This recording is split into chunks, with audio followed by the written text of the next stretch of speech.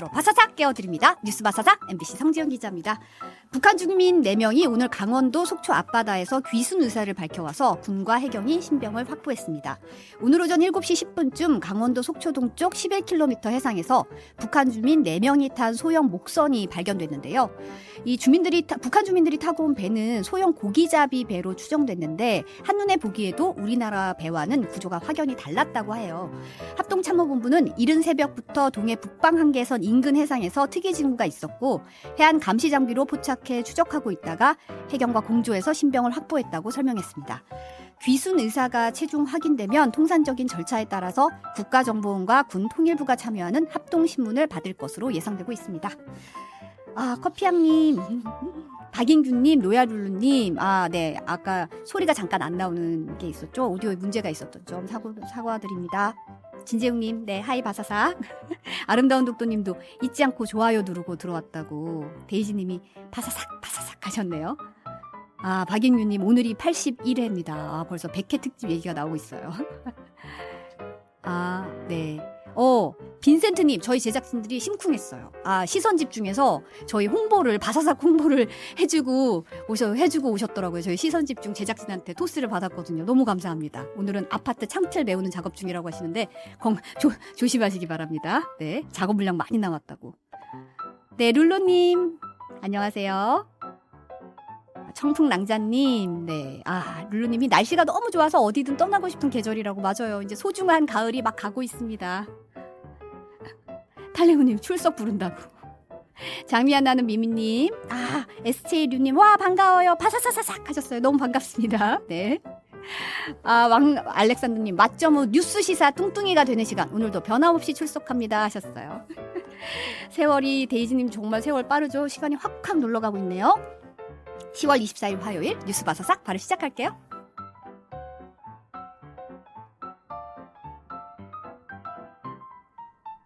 오늘 갓 나온 바삭한 뉴스를 꾹꾹 씹어서 소화시켜드립니다. 오늘 뉴스 완전 정복 오뉴완.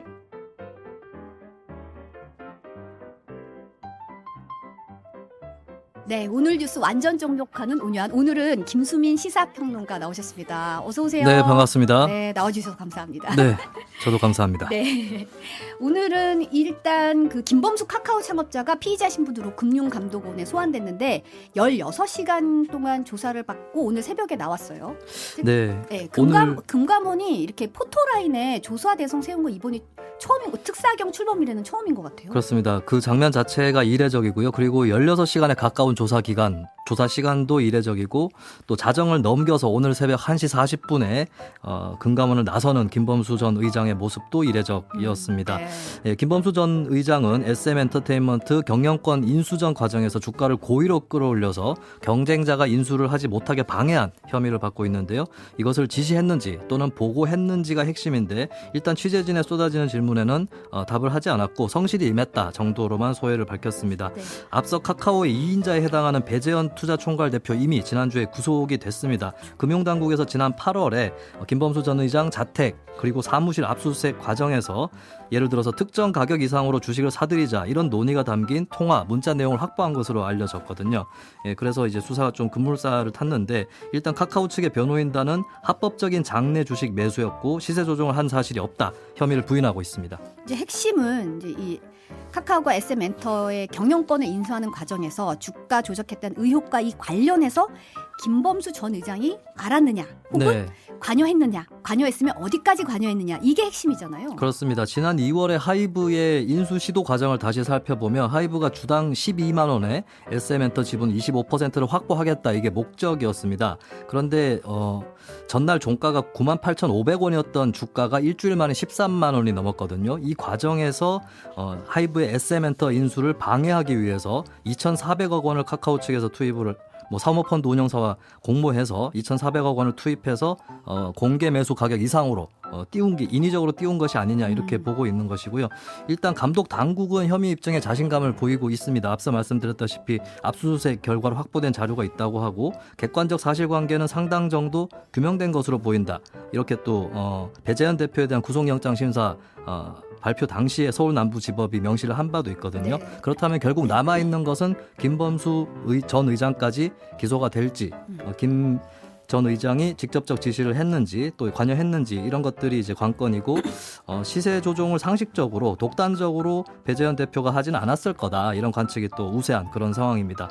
금감원은 이번 주에 소환 조사 결과를 바탕으로 해서 김 전 의장에 대해서 구속영장 신청 여부를 결정할 전망입니다. 근데 이제 궁금한 게 시세 조정 혐의가 모두 인정이 되면 네. 카카오가 일단 SM엔터를 인수를 했잖아요. 네네. 이게 혹시 뭐 무효가 되거나 뭐 이럴 가능성도 있나요? 시세 조종이라는 방법을 통해서 SM 인수를 했다면 시세 조종 혐의가 밝혀지면 그 인수도 무효되는 거 아니냐 이런 얘기가 이제 증권가에 많이 떠돌았는데요. 근데 대체적으로 법조계라든지 금융 전문가들은 인수 자체를 무효로 만들진 못할 것이다라고 의견을 내고 있습니다. 이미 일어난 상황이기 때문에. 그렇기도 하고 또 네. 이제 시장에서 일어난 일이기 때문에 네. 이것을 무효하기가 어렵기도 하고 그리고 시세 조종에서 SM 인수로 가는 이 과정에서의 여러 가지의 연결고리 이런 것들이 이제 시세 조정 말고도 뭐 인수에 관련된 변수라든지 이런 조건들이 있을 텐데 이거를 촘촘하게 다 입증하기가 어렵다라고 네. 하는 이 점 때문에 인수가 무효화되진 않을 거다. 이게 대체적인 전망이 되겠고요. 다만 손해배상 가능성은 있습니다. 그러니까 카카오 측이 방해를 해서 공개 매수를 일단 하이브가 실패를 했고요. 그리고 일반 투자자들도 인위적으로 주가가 오르락 내리락 하면서 손해를 봤기 때문에 이 손해에 대해서 물어내라 이렇게 손해배상을 제기를 할 수 있고 네. 승소할 가능성도 이게 유죄가 확정될 경우에는 승소할 가능성도 크다 이런 관측이 나옵니다.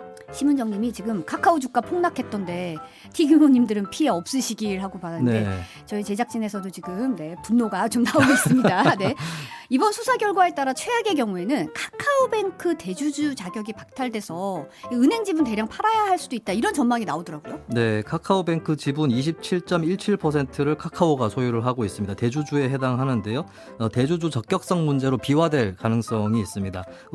인터넷 은행 특례법에 따르면 사회적 신용 요건이 있는데요. 대주주가 최근 5년간 조세범 처벌법, 또 특정경제범죄 가중처벌법, 공정거래법 등을 위반해서 벌금형 이상의 처벌을 받으면 결국에 이제 대주주 적격성 심사 대상으로 포함이 된다라고 네. 하는 그런 문제가 있고요. 이렇게 되면 이제 금융당국에서 이 심사를 진행해서 인가 유지 여부를 또 판정을 하게 되는 이 절차를 밟게 됩니다. 근데 다만 법인이 아니라 예를 들어서 김범수 전 의장 개인까지만 처벌을 받으면 이 개인에 대해서는 대주주 적격성 심사를 적용하지 않는다. 제외한다는 그 법제처의 유권 해석이 2019년에 나온 바 있거든요. 네. 그래서 법인까지도 처벌을 받을 건지 아니면 김범수 전 의장이라든지 개인선까지 갈 건지 여기에 따라서 대주주 자격 이 여부가 또 판가름이 날 수 있습니다. 그것도 관건이네요. 네. 지금 보니까 카카오는 창업자 조사 관련해서는 공식 입장이 나오지 않았는데 네. 지금 주가가 지난 금요일에 4만 원 선이 붕괴돼가지고 지금 이게 사실 어떻게 보면 너무 많은 주식들이 이제 뭐 국민주다 이런 얘기도 그렇습니다. 나왔었는데 어떻게 진행될지 좀 봐야 될 것 같습니다. 네, 그래서 대주주나 뭐 법인만의 문제가 아니라 소액주주, 소위 개미들의 그럼요. 지대한 관심을 모으는 그런 주제일 수밖에 없겠습니다. 시크한 매버릭님이 이것이 지금 터지는 것으로 얻는 불이익이 너무 크다. 그리고 장미한다는 미미님도 국민 주식이라고 할 만큼 많은 분들이 갖고 계실 텐데 이런 얘기 하셨습니다. 네, 아름다운 독도님은 아니 정상적인 방법으로는 안 되는 거냐? 안 그래도 돈 벌 수 있을 텐데 얼마나 더 큰 돈을 벌어보겠다고 이렇게 조작을 하는 건지라고 전해주셨습니다. 다음은 이제 정치권 소식으로 잠깐 가면 국민의힘이 이제 인요한 연세대 의대 교수를 혁신위원장으로 임명했는데요. 저희가 어제 시간 관계상 이제 인요한 위원장 발언을 못 전해드렸는데 영상 잠깐 보고 오겠습니다. 한 단어로 정리를 하겠습니다. 통합을 추진하려고 합니다. 통합을. 사람 생각은 달라도 사람을 미워하지 말자. 이런 통합입니다. 제가 솔직히 여기에 권한을 정확하게 아직 어디까지인지 모르지만 국민의힘에 있는 많은 사람들도 내려와야 됩니다. 내려와서 들어야 되고 그 다음에 듣고 변하고 희생할 각오가 돼 있어요. 저는 또 이건희 회장님 말씀 중에 참 제가 깊이 생각한 게 와이프하고 아이만 빼고 다 바꿔야 된다. 많이 바뀌어야 될 것 같아요. 통합 추진, 많은 사람들이 내려와야 한다. 네. 다 바뀌어야 한다. 이건희 회장 어록도 언급을 했는데 어쨌든 뭐 다 바꿔. 어쨌든 네. 바꾸겠다는 거 얘기잖아요. 네, 오늘 출근길에 또 강조를 했습니다. 다 바뀌어야 한다 하는 취지로 인요한 혁신위원장 강조를 했는데요. 자신을 도구라고 지칭을 하면서 전문가들의 이야기를 취합해서 좋은 방향을 잡아나가는 도구다. 라고 설명을 했고 이번에 다 바뀌어야 한다. 재차 변화에 대해서 강조를 했습니다. 그리고 혁신위원 인선에 대해서 관심을 또 모으고 있는데 목요일까지 마무리를 하겠다라고 밝혔고요. 다양한 사람들을 인선하겠다라고 설명을 일단 했고 비윤계와 통합이 가능한가 이것도 중요한 질문이었는데 모두 다 내려놓고 통합해야 한다 일단 강조를 했습니다. 그러니까 쇄신과 함께 좀 열어놨네요. 네, 통합까지도 강조를 하고 있는 것이고 일단 희생도 강조를 하고 있죠. 네. 그러면서 이제 어제도 설명을 했는데 통합이라는 것이 무엇이냐 했을 때 생각은 달라도 사람은 미워하지 말자. 이것이 통합이다. 이런 설명을 했었습니다. 네. 근데 사실 이제 혁신위가 성공을 하려면 혁신을 하려면 네. 권한의 문제가 있잖아요. 이제 뭐 정권을 행사할 수 있어야 한다. 그러면 혁신위가 어디까지 권한을 가질 수 있고 어디까지 가질 수 있을 것이냐라는 네. 얘기가 지금 나오는데 어떻게 보세요? 네, 혁신위원장 임명을 마친 김기현 대표의 직접적인 언급이 있었는데요. 혁신위 구성이라든지 활동 범위, 또 활동 기한, 안건 이런 것들은 전권을 갖고 자율적 독립적으로 판단을 할 것이다. 라고 얘기를 했기 때문에 정권이 실려 있다. 이렇게들 관측을 하고 있고 인요한 위원장 본인도 무서울 정도로 권한을 많이 당에서 부여해줬다라고 언급을 했습니다. 따라서 가장 관심이 쏠리는 건 내년 총선이 있기 때문에 공천을 어떻게 할 거냐, 혁신위가 어느 정도로 권한을 행사할 거냐 여기에 대해서 관심이 많이 쏠리고 있는데요. 근데 인요한 위원장 또 거기까지는 권한이 정확히 어디까지인지 모르겠다라고 일단 답을 했고 사실 이제 정당에서 혁신위가 직접적으로 공천을 하는 경우는 거의 없었던 것으로 예전에도 파악이 되고 그리고 혁신위가 이제 공천 방향에 대해서 권고는 할 수 있는데 최종 결정을 할 수 있느냐 이건 현재로서는 미지수이다. 네. 예, 아직 비어있는 영역이라고 볼 수 있겠습니다. 요즘 국민의힘에서 정말 많이 오르내리는 이름이 하나 있어요. 네. 이제 김한길 국민통합위원장인데 여권 내에서는 이 김한길 위원장이 인요한 위원장 추천했다는 얘기가 나오고 있더라고요. 네, 일단 처음에 이 문제가 제기가 됐을 때는 이제 두 사람 간의 인연이 많은 관심을 모았고 특히 최근 들어서도 국민통합위원회 김한길 위원장이 속해 있는 이 유튜브에서 인요한 위원장하고 김 위원장이 또 대담을 하는 그런 그렇죠. 인연도 있었습니다. 네. 그러다 보니까 김한길 추천설이 떠돌았는데 일단 김한길 위원장은 혁신이 인선에 참여했다거나 신당을 창당한다는 관측에 대해서는 다 부인하면서 일축을 했거든요. 네. 그러니까 자신은 정치를 떠나 있는 사람이고 신당 창당의 경우도 생각해본 일이 없고 앞으로도 그럴 일이 없다. 이렇게 또 잘라서 말하기도 했습니다. 그런데 또 중앙일보 보도에 따르면 김한길 위원장하고 인요한 위원장이 평소에 전화를 매일 할 정도로 가까운 사이다. 친분이 있다. 이런 보도가 나오고 있어서 김한길 위원장의 영향력에 대한 추측이라든지 이런 것들은 또 끊이지 않고 나올 가능성이 있습니다. 아까도 잠깐 얘기가 나왔지만 이제 혁신위원 누가 될지가 네. 어떻게 될지 이제 그 바구니에 누가 오는지가 좀 관심이 모아지고 있는데 오늘 조선일보가 식명으로 이제 언급을 했어요. 네, 일단 국민의힘 당 지도부에서 흘러나오는 얘기는 인재 영입 컨셉트는 전문성, 청년, 호남 이 세 가지 요인이 있다라고 하는 점을 언급을 한 바 있는데요. 여기에 다 해당하는 인사 중에 한 명으로 호남 대안포럼이라는 단체의 박은식 공동대표가 꼽히고 있습니다. 내과 전문의라고 하는 전문가 출신이고 또 나이가 30대 후반이거든요. 네. 예, 그리고 실제로 이제 지난 대선 때 광주에서 윤석열 후보를 지지하는 연설을 했던 것으로 어느 정도 알려진 인사입니다. 그리고 그 밖에도 호남이면서 운동권 출신이면서 민주당의 비판적인 몇몇 인사들이 영입 대상으로 거론이 되고 있는데 1980년대 서울대 삼민투 위원장을 지냈던 하문경 씨 그리고 범민련 남측 사무총장을 맡았던 민경우 씨 네. 또 참여연대를 탈퇴했던 김경률 회계사 등이 거론이 되고 있고요. 그리고 이와는 또 별개로 호남이나 86세대 출신은 아닌데 영입설이 제기되고 있는 인사가 홍정욱 전 국회의원입니다. 사업가 출신이고 전문가 이미지가 있다라는 점이 있는데 조선일보 보도에 따르면 한 중진 의원이 총선 출마를 제안을 했고 홍 전 의원은 고민할 시간을 달라 이렇게 일단 대답한 것으로 알려졌습니다. 보니까 이제 그 내과 의사시죠. 박은식 공동대표 같은 네. 경우에는 혁신위원장 후보군에도 포함이 됐었는데 이제 가족들이 상당히 반대가 좀 심했다는 후문이 들리긴 네. 하더라고요. 그 위원장은 안 됐지만 위원은 될 것인가 이게 또 관건이 되겠습니다.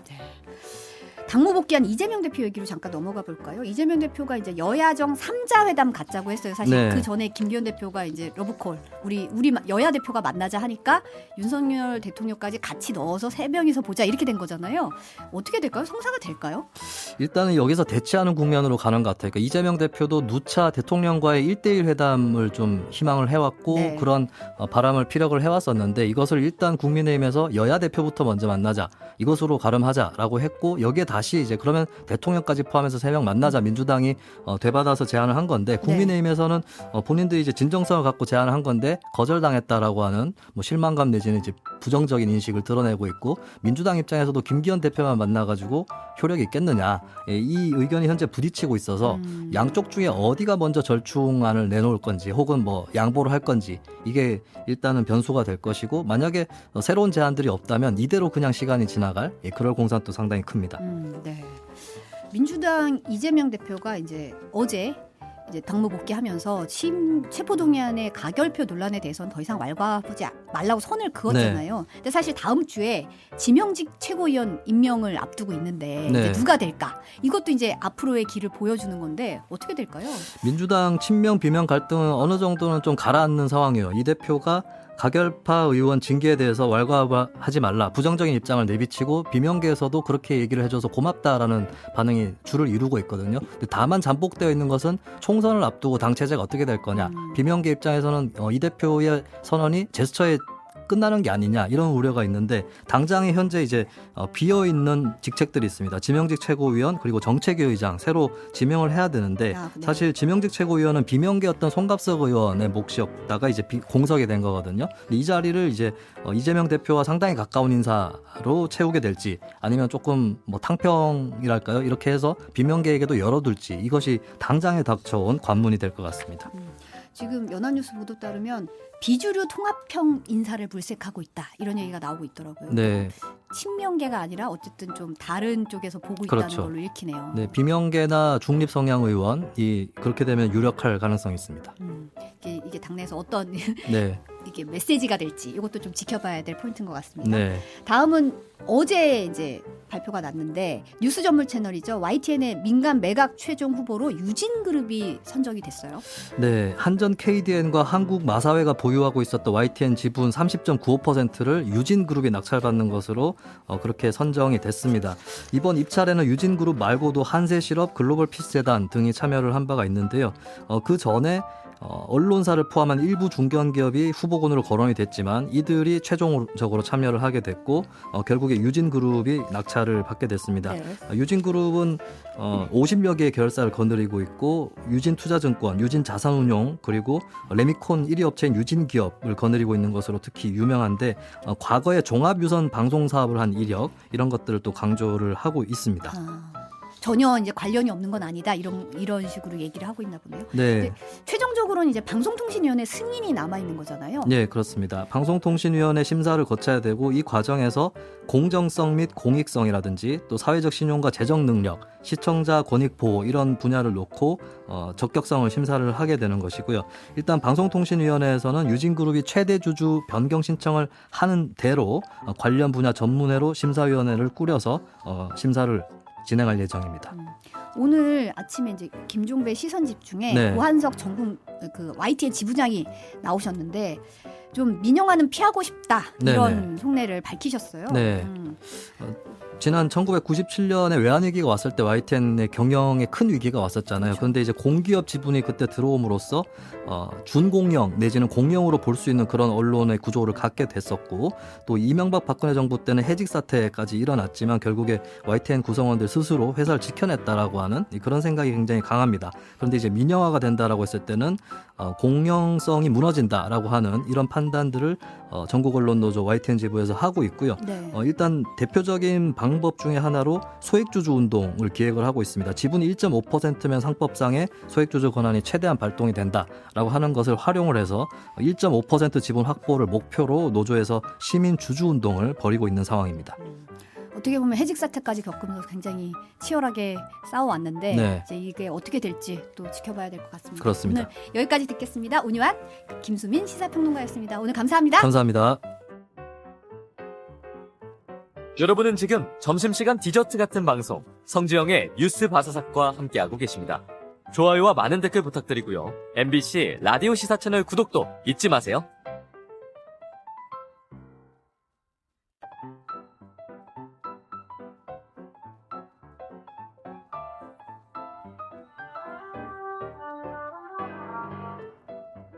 네, 빈센트님이 질문 주셨는데 유진그룹이 현재 대한민국 몇 위 기업인가요 하셨는데 지금 재계 70위권으로 나오고 있습니다. 네, 그리고 빈센트님의 시선집중 홍보로 유호길님이 들어오셨다고 환영합니다. 네, 러블리님이 예전에 유진 면접 본 적 있으시다고요. 네, 네, 사건 사고 소식들 탈탈 털어드립니다. 털어서 사건 속으로 MBC 조지영 기자, 한겨레 김한 기자 나오셨습니다. 어서 오세요. 안녕하세요. 네, YTN 매각 소식 들으니까 네. 좀 네. 마음이 기자들 마음이 어제 저희도 도대체 유진기업이 뭐 하는 회사냐 이거를 막 검색하고 그래봤습니다. 네, 그러게요. 네. 아, 두 분 오셨네요. 반가우신 두 분이라고 데이지님이. 심은정님이 김한 기자님 출석률 좋아지셨네요 하셨어요. 네. 꾸준히 잘 나오고 있습니다. 네.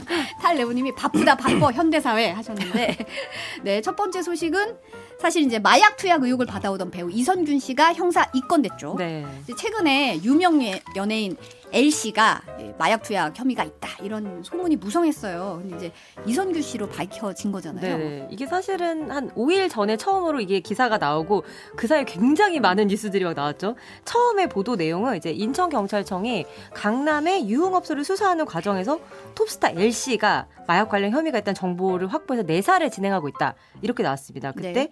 영화 배우인 40대 남성 L 씨 이렇게 나오고 이 L 씨뿐만 아니라 8명이 총 있다. 그래서 아직은 사실 입건을 하기 전에 내사 단계인데 이제 기사가 먼저 나온 거거든요. 근데 이제 L 씨 외에도 뭐 연예인 지망생, 유흥업소, 뭐 종업원, 뭐 이런 사람, 뭐 재벌 3세가 있다는 얘기에 이제 오늘 나왔지만 방송인 출신의 뭐 작곡가까지 있다 이런 얘기까지 나왔는데 이게 실명이 나오지 않았지만 당시에 이미 막 댓글창이 막 폭발을 했어요. 네. 왜냐면 좀 그 단서들이 뭐 2001년도에 시트콤으로 데뷔했다, 뭐 주연급으로 활약을 했다. 중저음의 목소리가 특징이다 이렇게 되면서 사실은 정체가 거의 좁혀졌거든요. 네. 근데 워낙 이제 소속사에도 질의가 쏟아졌을 거 아니에요. 근데 처음에는 보도 당일엔 소속사가 그냥 확인 중이라고 답하고 연락을 잘 안 받았습니다. 네. 근데 이제 다음 날에 이제 아직은 그 누구도 확인을 못한 상황에서 소속사가 입장문을 내놨어요. 저희 회사 소속 이성균 배우에 관한 보도로 심려를 끼쳐서 깊은 사과의 말씀드립니다. 하면 사실상 이제 소속사의 입장문으로 이제 확정이 됐죠. 그때 그렇죠. 이미. 예. 그래서 근데 이제 그러면서 이 현재는 정확한 사실관계를 확인 중이다. 그리고 앞으로 수사기관 수사에는 성실히 임하고자 한다. 이렇게 입장을 내놨었거든요.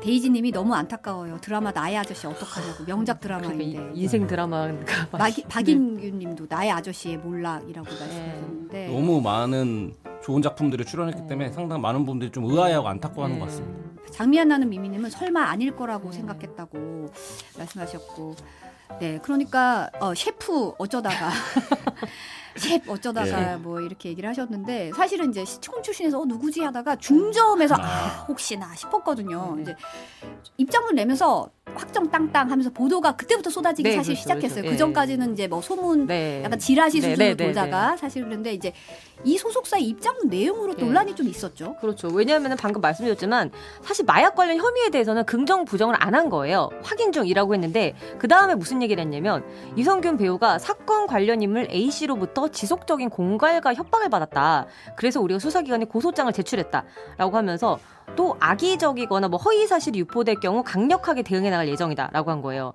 그러면 사실은 뭐 이제 뭐 댓글을 달거나 이제 좀 추측성 이런 거에 대해서 대응을 하겠다는 건데 마약 투약에 대해서는 사실인지 아닌지 본인들은 밝히지 않은 상태에서 우리가 얘기한 거 허위 사실 유포 이렇게 되니까 대중들의 반응이 좀 싸늘해지는 측면이 그럴 있었고 수 있죠. 또 되게 원래 경찰의 조사 내용은 내사 정도는 끝나고 본격적인 수사 단계에 들어갔을 때 이제 언론에 공개된 게 보통인데 이번 건의 경우에 그 이전 단계는 내사인 상태에서 대중한테 이미 알려져 버렸기 때문에 혼란이 더 컸던 그런 면이 있습니다.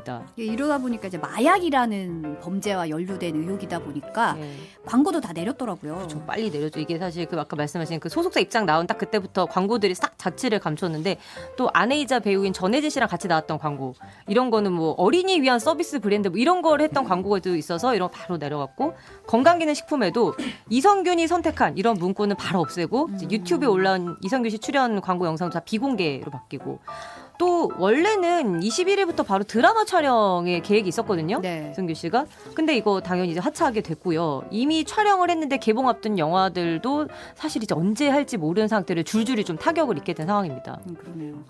룰루님이 요즘 마약 소식이 너무 자주 들려 정말 걱정이 된다고 하셨고, 범카이브님이 봉골레 파스타나 개인기가 지신 연예인분들 개인기를 버리게 됐다. 아, 이런 말씀에 빈센트님이 예전에 70년대 연예인 마약 사건 생각난다고 과거를 소환하셨습니다. 네. 근데 이제 지금 이성균 씨가 이제 입건이 된 상태잖아요. 네. 피의사 신분으로 네, 전환이 전환이 된 된 거죠. 건데 정확하게 혐의가 어떻게 되는 거예요? 그 마약류관리법 위반 혐의로 형사 입건했다고 경찰이 밝히고 있는데요. 이미 이제 같은 혐의를 받는 그 유흥업소 그 실장이 구속이 된 상태고 이 유흥업소에서 일하는 다른 이제 20대 종업원도 입건이 돼 있는 상태인데 네. 지금 문제는 알려진 바로는 뭐 대마초를 한 게 아니냐 이런 이제 혐의를 받고 있는데 문제는 이제 그 이성균 씨가 그 마약을 한 것으로 추정되는 장소를 제공한 이 실장은 다른 마약도 한 것으로 지금 경찰이 보고 있거든요. 네. 그렇기 때문에 뭐 이 부분에 대해서 이성균 씨가 어떤 이제 종류의 마약을 했는지 뭐 이 부분들에 대해서 이제 수사가 진행될 것 같고요. 아까 이제 고소했다라는 얘기도 소속사가 입장을 밝혔다고 했는데 그 부분은 뭐냐면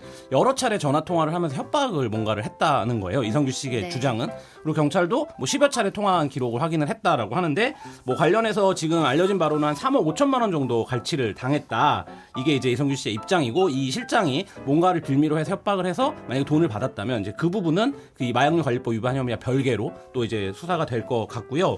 다만 이제 애초에 보도가 될 때 뭐 재벌 3세 연예인 지망생과 같이 하는 과정에서 이제 알게 됐다 뭐 이런 이제 보도들이 있었는데 이 부분에 대해서는 이성균 씨께서 선을 그었습니다. 이거 알지 못한다. 서로 아는 사이는 아니다. 네네 이렇게 했고 각각 이제 다르게 이제 투약한 것으로 이제 경찰도 지금 확인을 하고 있는 것 같은데 이게 이제 마약 수사라는 게 공급체나 아니면 이렇게 잡으면 줄줄이 이제 나오는데 이 공급을 받은 사람들끼리는 사실 모를 수도 있거든요. 그러니까 이제 그런 부분으로 이제 전개가 된 건지 그러면 과연 이 실장의 역할이 뭔지 이런 것들이 좀 규명이 돼야 될 것 같고요. 또 오늘 이제 보도된 내용인데 이 지금 이제 이건전 조사 내사라고 보통 하는데 이거를 받는 사람 가운데 이제 우리가 알 수 있는 방송인 출신 작곡가도 포함되어 있다. 뭐 이런 내용까지 이제 보도가 나오고 있습니다. 정말 마약이 심각한 상황이구나 이제 우려가 나오고 있는데 저희가 지난번에 잠깐 소개해드렸지만 이제 유아인 씨는 181차례에 걸쳐서 상습 투약 혐의가 있었어요. 그런데 불구속됐잖아요. 그렇죠. 결론적으로는 불구속으로 기소가 됐는데 또 공교롭게 이 유아인 씨 불구속 기소 소식이 전해진 19일이거든요. 그러니까 이게 L씨의 이니셜 기사가 나온 날 같은 날입니다. 아 그러네요. 예, 근데 사실 유아인 씨도 들여다보면 혐의가 많아요. 프로포폴 상습 투약. 이게 프로포폴이 181번. 네, 정말 상습적으로 많이 네. 했다는 걸로 좀 의심이 되고 그리고 다른 사람 이름으로 수면제 불법 처방 받은 것도 1,100여 정 알약을 그렇게 많이 받았다는 거고요. 그다음 대마를 흡연하고 또 그걸 하라고 시키고 또 증거인멸도 교사했다는 혐의까지 받고 있거든요. 또 마약 종류도 프로포폴뿐만 아니라 아까 얘기한 대마 외에도 뭐 케타민, 코카인, 졸피뎀 뭐 이런 것들도 다 이름이 나왔었는데 네. 유아인 씨 본인은 수사 과정에서 난 대마는 했지만 다른 건 하지 않았다라고 강력히 부인을 했습니다. 그러니까 사실은 구속영장이 2번이나 청구가 됐는데 다 기각이 되면서 결국에는 불구속으로 넘겨졌는데 이번에 코카인 같은 경우에 사실 굉장히 형량이 무거운 마약이지만 이번 공소 사실은 빠졌습니다. 아 공소 사실은 빠져 있었네요. 네. 뭐 추가적으로 수사는 계속할 입장이라고 하고요. 유아인 씨가 처음으로 이제 공항에서 신체 압수수색 당했던 게 2월이거든요. 네. 그러니까 거의 1년 가까이 한 256일 만에 기소가 됐는데 이게 일반 우리가 대중들이 생각할 때 우리 같은 일반인이 이런 정도의 혐의를 받고 있어도 우리가 200일간 이렇게 다 뭐 어떤 방어권을 다 보장받으면서 불구속 될 것인가라는 의문이 들지 않습니까? 네. 예, 그래서 이게 좀 연예인들에 대한 어떤 마약 수사가 진행되는 과정에서도 이게 정말 엄벌이 될 수 있을 것인가, 재발 방지될 수 있을 것인가 이런 의문이 많이 나오는데 최근에는 연예인들이 뭐 노 엑시트라고 해서 마약 절대 안 된다 이런 캠페인도 많이 했는데 이런 사건이 한 건 터지면은 이 모든 노력이 사실은 다 수포로 돌아오거든요. 네. 심지어 그 19일에 문제의 19일은 그룹 위너의 멤버인 남태현 씨랑 또 하트 시그널 출연자로 굉장히 관심을 받던 서민재 씨 이 두 사람도 필로폰 투약 사실이 드러나면서 재판을 처음으로 열었던 날입니다. 근데 이 사람들도 공소 사실과 증거 다 인정했어요. 그 주거지에서 필로폰을 술이나 물에 희석해서 투약했다. 그러니까 마약 투약 혐의가 다 사실로 인정이 됐습니다. 좀 무서운 게 연예인들 마약 투약 혐의가 계속 이렇게 나오면 사실 일반 사람들한테 영향을 줄 수밖에 없거든요. 그렇죠. 그러니까 지금 그런 게 좀 걱정이고 박인규님 우리나라가 인터넷 강국이라 개인 대 개인으로 팔 수 있어서 청소년 마약이 급증했다고 한다. 뭐 이런 얘기 또 지적을 해주셨는데 최근에는 대학가에 마약 판매 네. 광고물이 등장했어요. 그러니까요. 이게 대학가에 싶은데 어제 이제 무직의 40대 남성이 체포가 됐는데 이 남성의 범죄 혐의가 뭐냐면 이 남성이 그 광고 이제 홍보물을 만드는 조금 명함같이 그래서 건국대랑 홍대에 이제 막 교내에 뿌린 거예요. 여기에다가 건물에 영감이 필요한가? 당신을 위해 혁신적인 제품 액상 대마가 있다. 이거 완전히 합법이다. 이렇게 문구를 적어놨고 네. 명함 크기니까 뿌리기도 쉽고 잘 안 보이잖아요. 근데 뭐 뒷면을 딱 보면은 한 모금만 들이켜도 완전히 맛이 가게 할 수 있다. 이런 되게 자극적인 문구가 있고 QR 코드까지 QR 있습니다. 코드. 바로 찍으면 되게. 그러니까 이게 뭐 하루는 홍익대, 다음날은 건국대 이게 대학가에 쫙 뿌려지니까 이게 문제 심각성이 바로 인지가 되면서 이제 경찰이 이제 하루 만에 잡은 것 같은데 이걸 뭐 장난일 수도 있는 거 아니야? 뭐 생각하는 분도 계실 수 있지만 실제로 대만은 우리나라 당연히 불법이고요. 이런 마약류 매매 정보를 광고를 통해서 알리거나 게시하는 거 다 불법입니다. 그래서 이 사람의 주거지에서도 지금 뭔가 액체가 압수가 됐거든요. 이것도 감정 의뢰됐는데 실제로 지금 뭐 마약을 뭐 제조하거나 판매하려고 하는 정황이 있는지 이런 부분에 대해서도 수사가 이루어질 걸로 보입니다. 이우상님이 뉴스에 너무 나오니까 더 궁금해진다고. 이러시면 안 그럴 됩니다. 수 있어요. 예. 궁금해하지 마세요. 요새 뭐 해외에서도 이제 일부 뭐 대만이나 이런 것들이 합법화된 나라에서 좀비 도시라고 불릴 정도로 네. 청년층이나 이런 쪽에 이제 마약 중독 문제 굉장히 심각하고 그런 것들이 이제 보도된 영상들 보면 사실 우리 정서에서 보면 굉장히 충격적이거든요. 도시 풍경 자체가. 근데 이 대학가에 이런 게 뿌려졌다고 저도 어제 뉴스 보면서 너무 뭐 이게 진짜 좀 한 관문이 열렸나 이런 생각이 들더라고요. 러블리님도 유튜브에서 보니까 필라델피아 네. 아, 예. 좀비 마약 펜타닐 네. 얘기하셨는데 이 화면 보셨나 봐요. 네. 근데 이제 이게 방법이 어떻게 하냐. 이게 예. 지금 뭐 너무 마약 청정국은 너무 네. 과거고 이제 이거 어떻게 예. 근절을 할 수 있는 방법이 없나 이런 얘기가 나오잖아요. 그러니까 이게 호기심으로라도 혹시라도 하지 말라 절대로 하면 안 된다라는 얘기를 하는 사람이 실제 마약을 투약했던 그 방금 말씀드린 남태현 씨가 얼마 전에 국회 국정감사에 증인으로 출석을 했는데 네. 참고인으로 나와서 이제 약물 중독을 혼자서 해결할 수 없다. 그러니까 이분도 자기가 이제 투약을 했는데 어떻게든 뭐 재활을 해서 이걸 좀 끊어보려고 하는 노력 중인 것 같은데 그래서 정부가 좀 지원을 늘려달라 이런 얘기를 했거든요. 본인 같은 경우에는 우울증이 심해서 정신과 약물을 처음 복용하다가 이게 더 이상 안 되겠다. 뭔가 끝에 왔다. 이렇게 느꼈을 대마초를 시작했는데 그게 결국에는 필로폰까지 더 강한 마약까지 간 거예요. 지금은 본인이 마약 중독 재활 시설에 입소해서 지내고 있는데 혼자서는 이게 마약을 끊기가 너무 힘들다.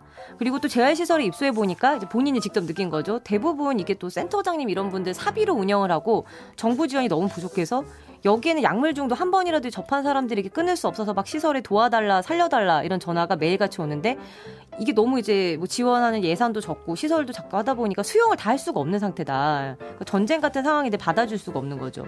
그리고 약물 중독은 이제 병원에 그냥 왔다 갔다 하면서 이렇게 외로로 치료를 할 수 있는 그런 게 아니라 24시간 관리하는 재활 치료가 중요하기 때문에 좀 정부 지원을 간곡하게 부탁드린다. 이런 얘기를 했습니다. 또 애초에 약물을 시작하는 일이 없어야 된다. 이걸 좀 귀담아 들어야 될 것 같은데 호기심을 갖는 어린 친구들 많지만 본인이 할 수 있는 얘기가 단 한 번이라도 손대면 안 된다. 이런 얘기 굉장히 강조하고 갔거든요.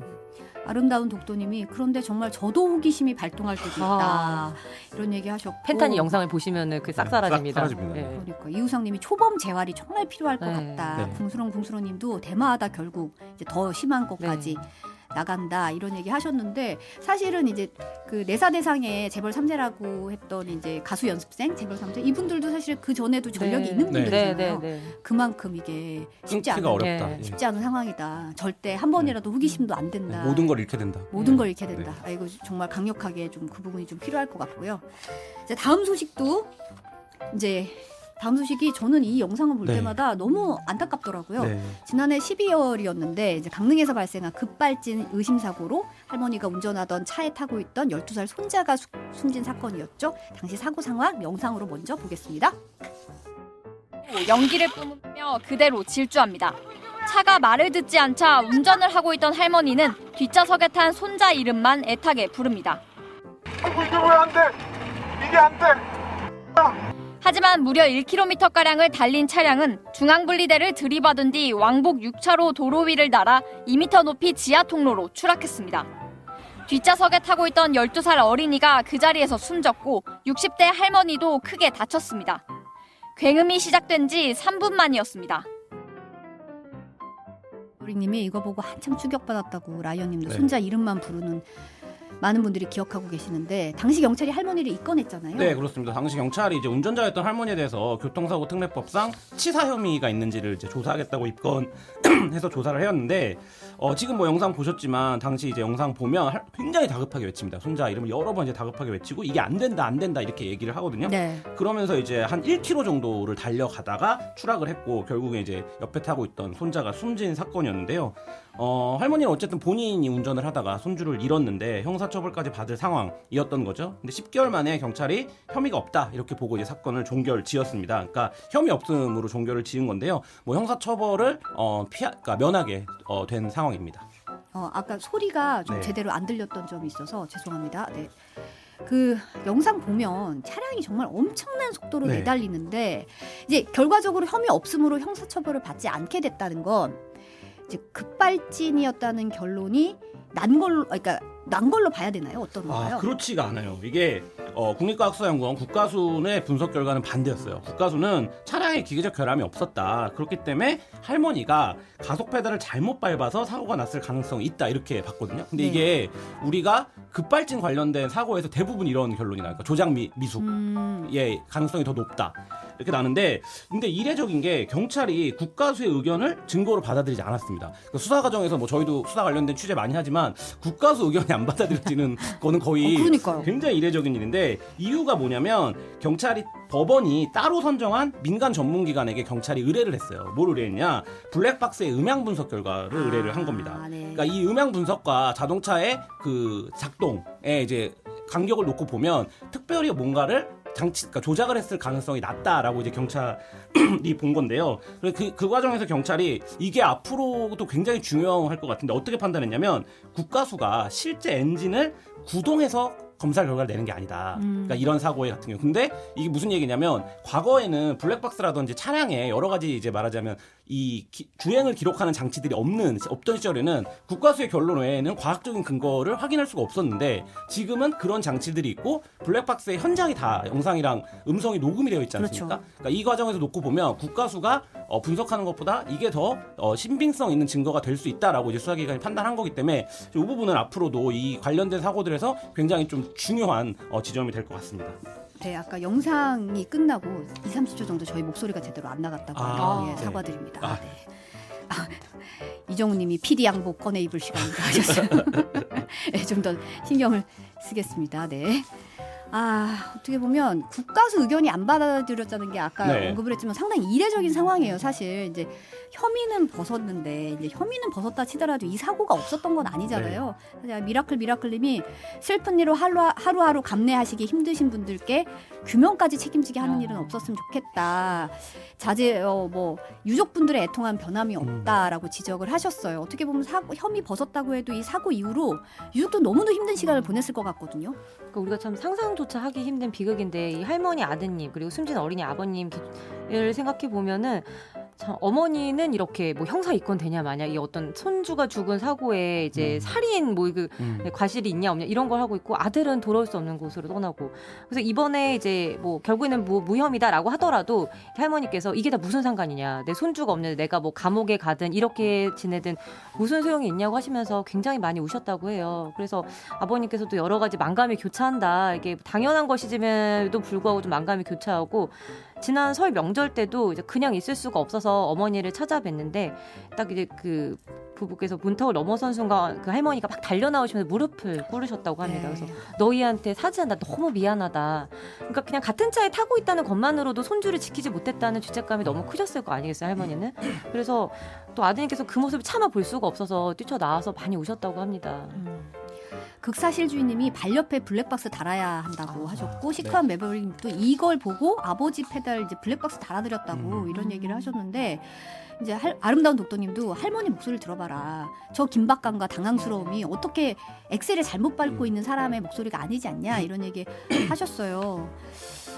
정말 이게 보면 할머니 책임이 아니라면 그럼 차량의 문제잖아요. 그렇죠. 그러면 이제 이 부분 어떻게 진행되고 있는 건가요? 그래서 유족들이 현재 이제 차량 제조사 상대로 민사소송을 진행하고 있는데 이게 굉장히 어려운 소송입니다. 왜냐하면 이 사고 원인이 차량 급발진이다라는 거를 유족이 입증해야 하는 구조거든요. 근데 차량에 들어가는 부품이 사실 수만 가지입니다. 근데 그 중에 어떤 것들, 그러니까 전문성이 부족한 건 당연하고, 그다음에 그것들을 과학적이고 객관적이고 인과적으로 설명하기란 사실상 그럼요. 어렵기 때문에 이게 이제 더군다나 이 상대는 굴지의 대기업이고 뭐 이런 상황이어서 이 부분들에서 계속적으로 지적되었던 부분들이 이 사고 입증 책임을 이 비전문가인 이제 피해자가 아니라 제조사가 우리 책임이 아니다라는 거를 제조사가 입증해야 된다. 그러니까 이게 입증 그 책임을 반대로 해야 된다. 이 그렇죠. 주장이 맞죠, 이게 계속 사실은.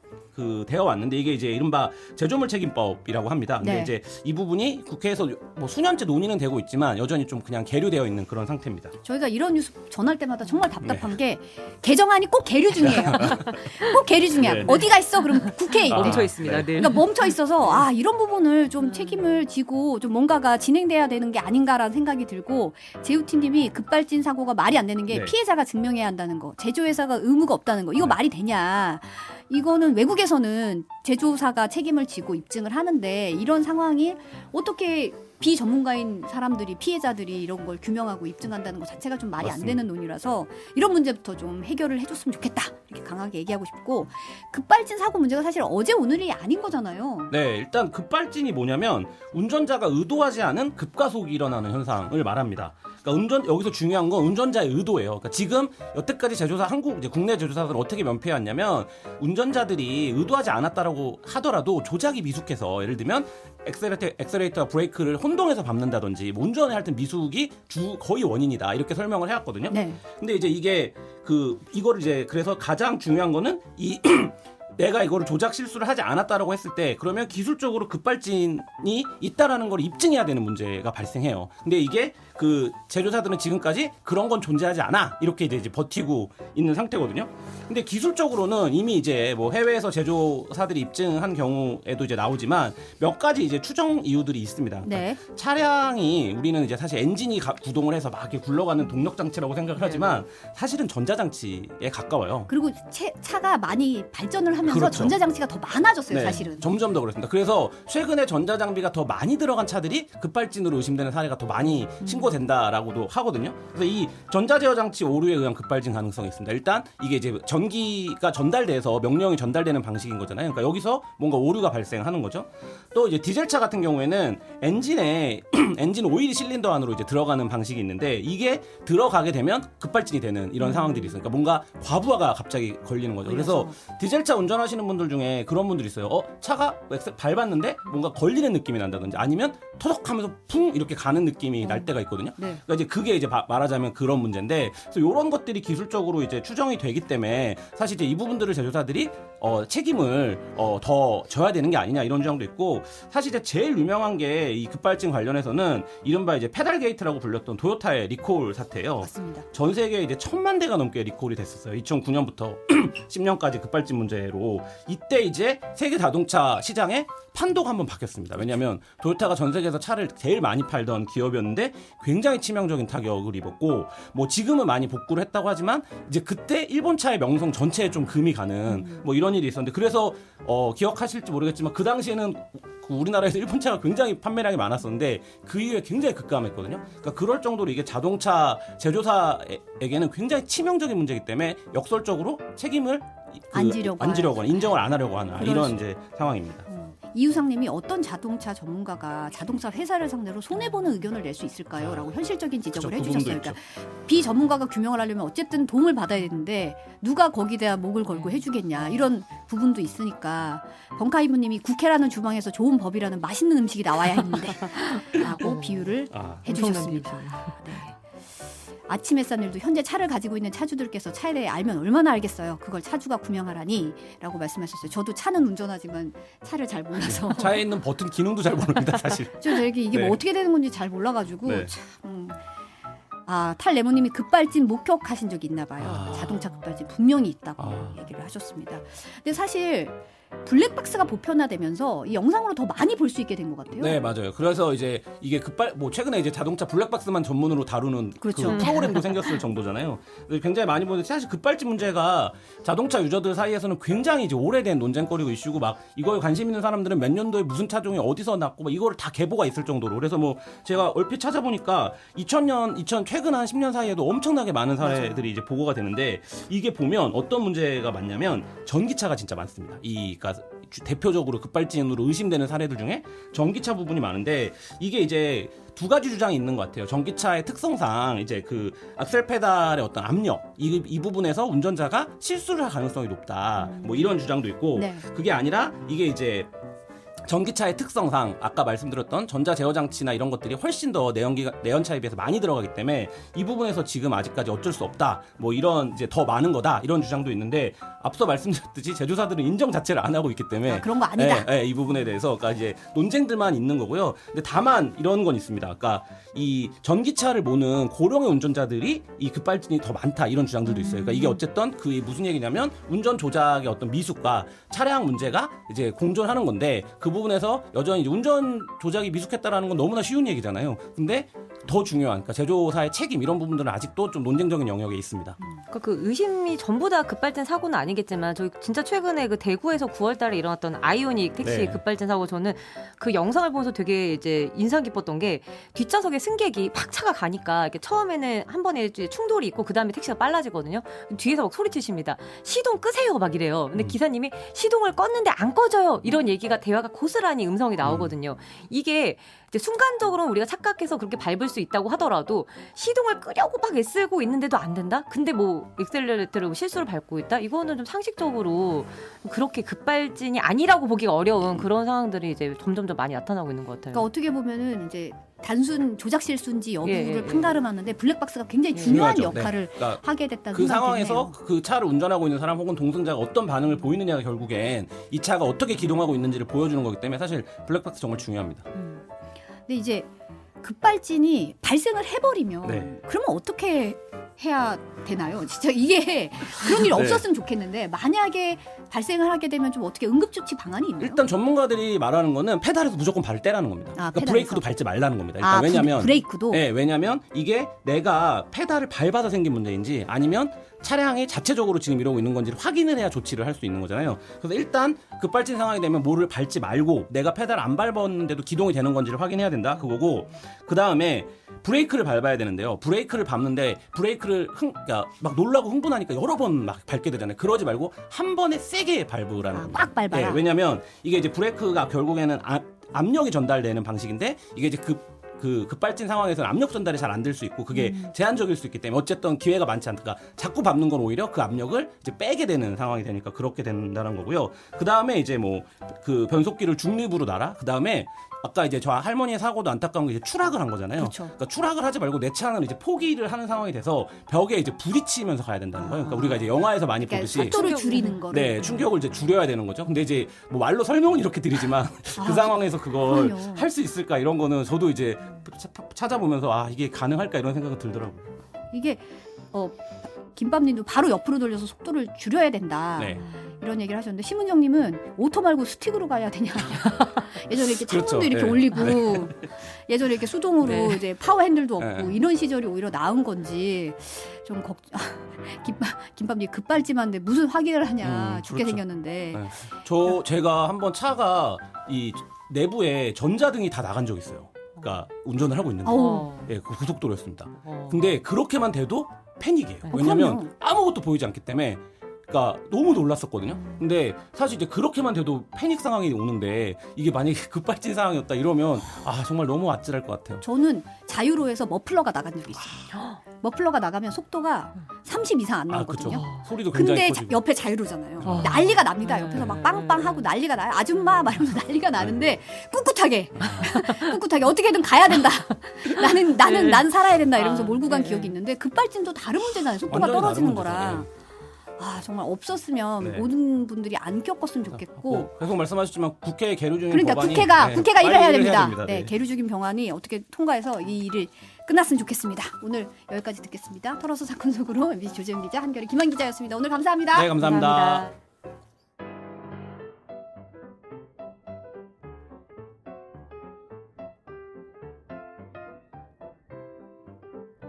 네, 빈센트님이 정비하는 입장에서 보면 비상 버튼 사용하는 걸 적극 추천합니다라고 하고, 심은영님이 가로수를 받아야 하는 건가요?라고 얘기하셨는데, 오라비님이 스턴트맨까지 하라고 하니 참 이렇게 하셨는데, 네, 좀 이거 속도 줄이려고 이렇게 한다는 게 급발진 사고가 참 걱정이고, 이 문제가 좀 해결이 제조사 입장에서 어떻게든 규명할 수 있도록 해결이 좀 빨리 됐으면 하는 바람입니다. 10월 24일 화요일 뉴스 바사삭 오늘 여기까지 하겠습니다. 오늘도 함께 해주셔서 감사합니다. 저는 내일도 낮 12시 30분에 인사드릴게요. Prisoner, my heart is forever yours. Now my world keeps turning for you, and the stars keep burning for you. Baby, I'm your prisoner, caught within your eyes. Baby, I'm your prisoner. 르며 미소를 지었습니다. 내 아이들을 키워주셔서 감사합니다. 하지만 안녕, 당신이 앞으로 나아갈 길은 더 이상 다른 어떤 것과도 같지 않을 것입니다. 마지막 말, 증오 때문에 떠나는 것이 아니라 마침내 자신을 사랑하는 법을 배웠기 때문에 떠나는 사람들이 있습니다. 안녕하세요. 이야기가 끝났습니다. 아버지가 사랑하지 않는 사람, 지표실처럼 연약한 관계를 소중히 여기지 않는 어머니가 많은 것 같아요. 나는 또한 많은 사람들이 당신에게 조언할 것이라는 것을 알고 있습니다. 낙관적으로 살고 기대하십시오. 저를 꼭 안아달라는 말씀을 드리고 싶고, 인생의 모든 폭풍을 이겨내고 오늘에 이르기까지 정말 존경합니다. 어쨌든 내일이면 모든 것이 좋아질 것입니다. 이제 다음 이야기에서 만나요.